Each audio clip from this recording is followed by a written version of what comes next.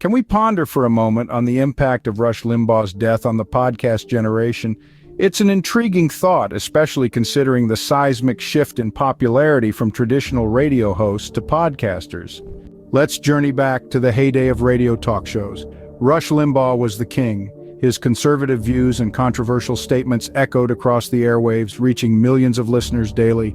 His influence was undeniable, and his death in early 2021 marked the end of an era. Fast forward to the present day, the landscape has undergone a radical transformation.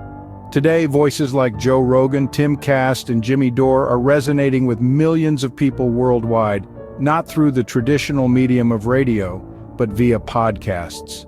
The shift wasn't overnight. It was a gradual process that began in the mid-2000s. Podcasting, a relatively new medium at the time, was slowly gaining traction. Early adopters like Joe Rogan were starting to establish a new kind of broadcast, more intimate, more conversational, and more accessible. By the 2010s, podcasting's popularity was accelerating. More people were tuning into podcasts than traditional radio shows.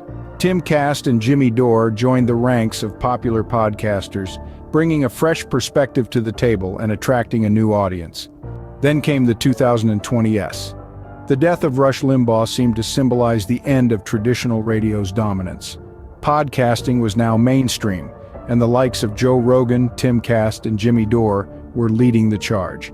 To summarize, the shift in popularity from Rush Limbaugh to the podcast generation can be traced back to a few key factors. Firstly, the evolution of technology. Podcasts are accessible anywhere, anytime. This convenience, coupled with the rise of smartphones, made podcasts an attractive alternative to traditional radio. Secondly, the tone and format of podcasts.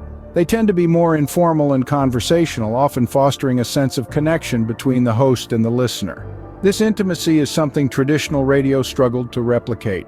Lastly, the diversity of content.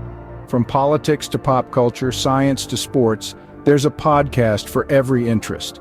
This variety has drawn in a broad audience, further fueling the popularity of podcasting. So, as we reflect on the legacy of Rush Limbaugh, we also acknowledge the rise of a new generation of voices. Voices that continue to challenge, entertain, and inspire one podcast episode at a time.